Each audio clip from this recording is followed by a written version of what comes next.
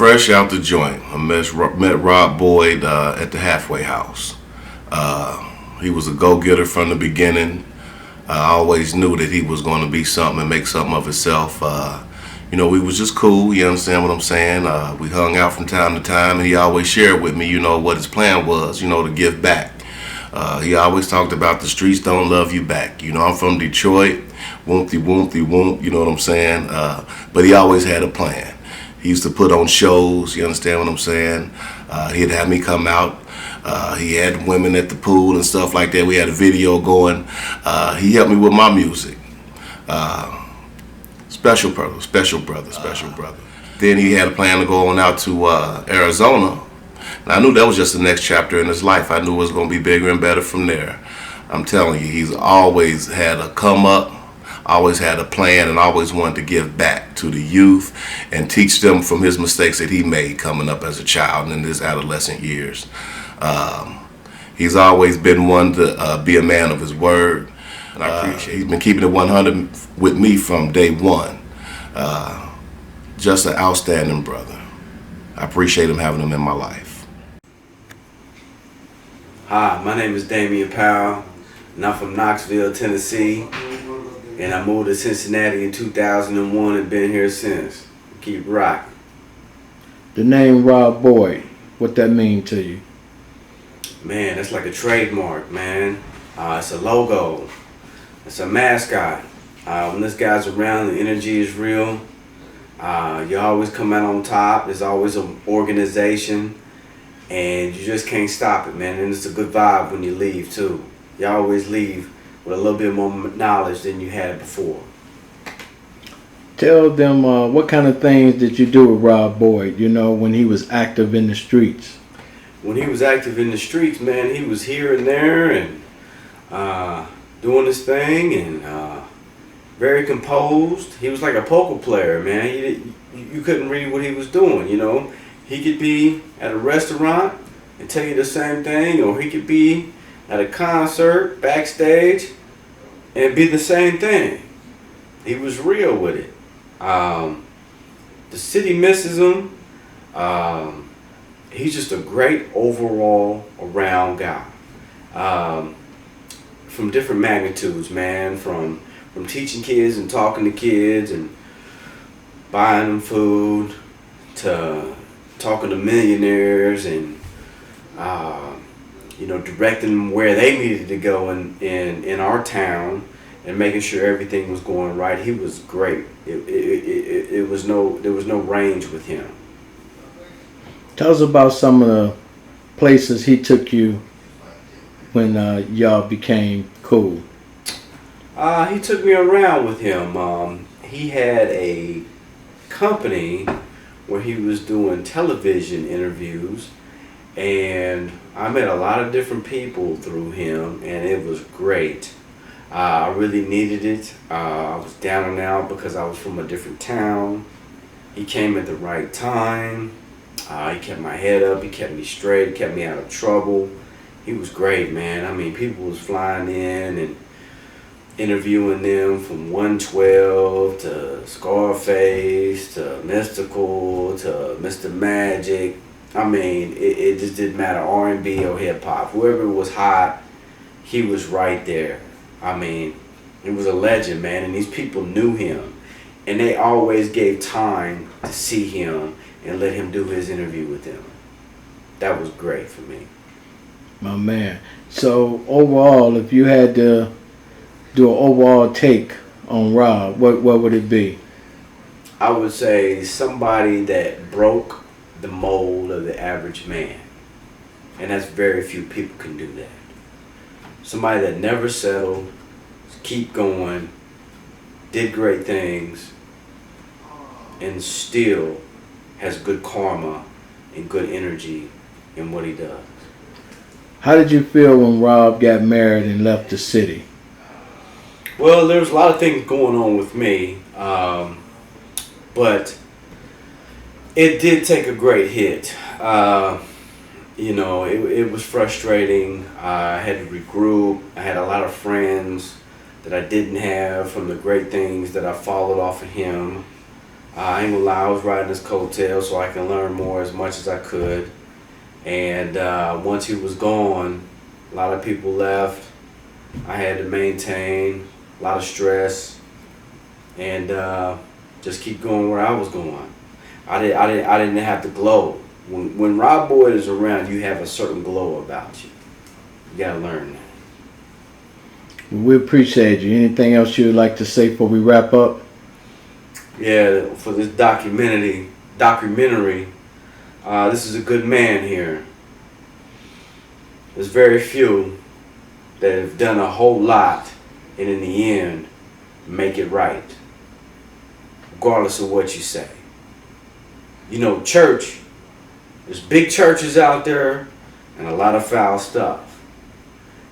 And you can come out to your front yard and have church in one chair and have the greatest church there ever was. Rob Boyd was one of those people that would walk out to the front yard and have the greatest church there ever was. Remember that. How's everybody doing? My name is JK from Cincinnati, Ohio. Just got a few words, more than a few, should I say, about my man, Rob Boyd. Rob Boyd. Rob Boyd is like a big hug to a city, a whole lot of love. It's like when he comes to your city, he coming to give you something, whether it's information, whether it's something you can use, something that'll make your life better, but most of all, something positive though. You know, Rob Boyd is more like, if your city cold, he come a warm blanket, because he's going to make sure everybody good. It's like a hug. It's like a whole lot of love, like Bob Marley would say. All the world need is love. He was getting money. One of those ones that didn't play, was with a crew that didn't play, still don't play, and still ain't no room for playing. Had to get out of the game because it was so serious. Had to get out of the game because he wanted to be able to do this interview we're doing now. If he didn't get out, we wouldn't be doing this right now. He'd probably be resting in peace. Probably be doing life somewhere 2 times over under the jail. But he was one of those ones in the streets where if it was time to get it done, he was going to be the one to get it done. Rain, hail, sleet, or snow, crew or no crew, he was going to get it done. He was called consider it done, because that's all he was. No questions, no nothing. He overstood. He didn't understand. He overstood. So it's a difference when he was out here and he had your back. Because when he had your back, he had your front, your side, and everything else, your family and their family. So that's the kind of person he was out here in the street. Man, he was like Santa Claus / an octopus. Let me explain that to you. You know how Santa Claus come, he giving packages to everybody.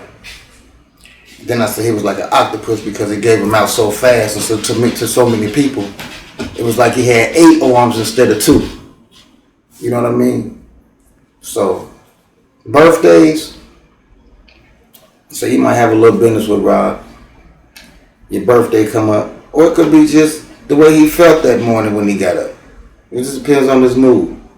His mood meant everything. If you have some business with him, he might tell you, look, man, go on, keep that. Huh? Yeah, keep that, man. You can have that, man. And just get with me on the next one. We'd be like, where he come from? What kind of guy is that? You know, so, yeah, he was, birthdays, holidays, it was like, he treated you like family because that's how he got down, you know, that's how he moved around. If it wasn't family oriented or family positivity or some kind of family something, it wasn't nothing. That's what Rob Boyd was about. My man. Man, gave me everything but his right arm, man. You know, the gifts, first it started out business, but then it turned into gifts because it was like I said, you know how Santa Claus do? I mean, he come on Christmas, but Rob come through like he your big uncle, or you know, or your daddy, or you know, or your granddaddy, or they ain't gonna never leave nobody out. If this, you know, especially if he, you know, A1 with you. You know what I'm saying? You gotta be felt. You know what I'm saying? Here, for him to deal with you like that. So if you meant something to him, your birthday meant something to him. And whoever else that dealt with you, birthday meant something to him. And whoever else after that. So if he blessed you, he blessed who was around you. You know, so on my birthday, if my boy was here, he blessed him too. It's because it was my birthday. So that's how Rob was. But you know, he helped a lot of people, you know what I'm saying? And when you help a lot of people, when you start helping people feed their families, once that stopped, a whole lot of things changed, you know what I'm saying? It don't be only that we was mad that he quit the game, but it was more like we was mad because there wasn't a lot of food on the plate no more. You know, the money in the bank had to come up out of there. The money under the bed, the paper bag money, all that had to come from up out of there when he stopped the game because you couldn't save it no more because when he was out here, we was making it so fast that you couldn't really spend it. So we had to put it up. But when he stopped, you know, we had to go to them other bags and get that money out. So yeah, we miss him, still do, but we'd rather be with him on this side of the fence than on that side right now, you know, because it's about living. And if you ain't, you know, if you stop learning, you stop living anyway. And had he not learned what he know now, we wouldn't be doing this now. So that's what Rob Boyd was about, man. He still is. He done came up. You know how you say you living your best life. That's what he's doing right now. You know, he didn't probably think that in the beginning, but now it's all been brought to the future. So it's like he living his best life now, you know, with the wife coming into play, you know, a woman, you know, a queen always makes a king stronger anyway. You know what I'm saying? If a king out here doing his thing, that's because he got a strong queen on the side of him making sure he doing his thing. So it didn't do nothing but make him stronger, more wiser, you know what I'm saying? And like I said, if you stop learning, you stop living. So had he not learned what he learned then, we would be sitting there doing this interview now. Wouldn't be no the streets love you back, nothing. Because I'll let it be, you know, a waste if we wasn't sitting there talking about this right now. So that's what, you know, the wife did. Made him become a better king than he already was. Now he a real king. Grandbabies, big old fence, you know. Like I said, you like a hug to a city. When you gone, it's like you done took your arms from around us, man. So, you know, I need that. So if I gotta come all the way to Arizona to get it, then that's what I gotta do. So, yeah. That's my brother from another, always and forever, you know, love. My name is Ignatius Thornton. I'm from Cincinnati, Ohio. Worked at the Vernon Manor Hotel. That's where I first met Mr. Rob Boyd. And, you know, I met him. I was at the front door, shuttle driver, concierge, you know, just trying to do what the hotel needed me to do. I met him in the kitchen. Rob was this really happy, just always happy guy in the kitchen. He washed dishes, and that's how I met him. I met him sitting on some steps, and we talked, and we started a relationship that went on. Rob worked in the hotel. Some days I didn't see him. He wasn't there. I later found out that, you know, he was having someone make sure everything was good for him there, but he had things he was doing. Of course, I didn't, you know, I didn't intrude. I didn't ask. He didn't tell. But we kept a straight relationship. You know, I talked to Rob about the things that I was involved in, and my life was circled around my family. I have a wife, 7 kids, and I played a little basketball. And my wife and I, we went to church religiously, and I had a call to preach, and that's, you know, where I would talk to Rob about it, and Rob would talk to me just about what's going on at the hotel. But things kind of moved on. And my man Rob, all of a sudden, you know, Rob just like left. And Rob comes back and he's pulling up in these chariots and outfits, and you know, he'd come to the hotel, and just wanted to get a room or just chill, or and I noticed a lot of people, they wanted to be around Rob because Rob always was cheerful, and I stood at the door, but Rob go in, he eat, come back out, and I parked this car, and he always took care of me, and he just smiled, and I knew I was looking at something, but I didn't know what, and I'm not an intrusive guy, but times moved, and Rob pulls up in this gold coach. He pulls up in a Volvo. It was so outstanding. Then here comes these suits, and then I'm looking at him close, and I'm looking at black diamonds. First time I've ever seen them.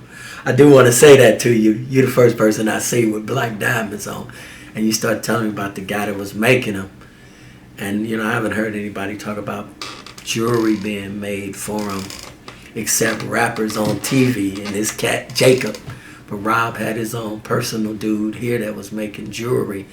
And I'm like thinking, I've worked with this guy, and I've not. What done happened? What's going on? What is really?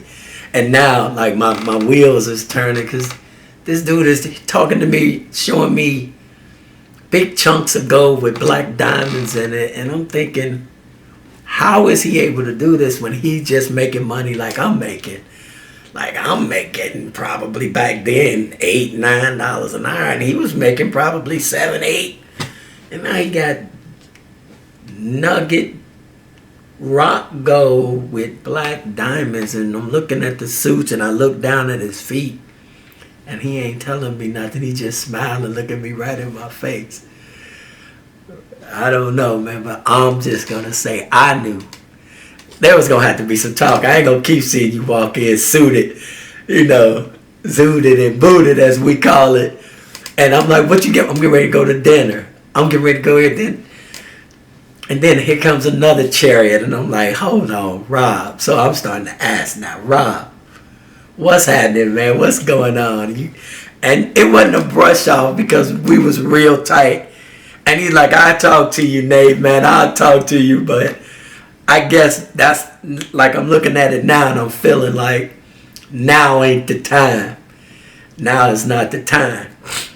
And now looking back, I realize, I feel personally, and Rob, you correct me if I'm wrong, you needed to tie some more strings as far as us being, we're going to have that, it's not that intimate, but if we're going to have that transparent talk, I felt you needed some more strings that you needed to attach with me. You wasn't ready to reveal that part of your life, but you was showing it, and you had it in my face, and you smiling, but I'm going back and forth in my head as I'm talking about this.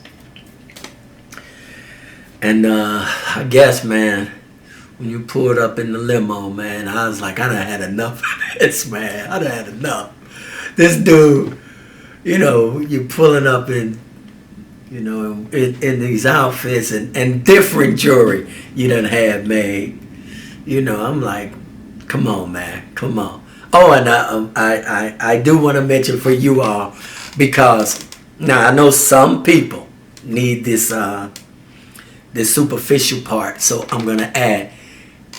Every time Rob's pulling up, I ain't gonna give you a denominations, but he hit me with a little something cash. Like I move a car an inch, he hit me with cash.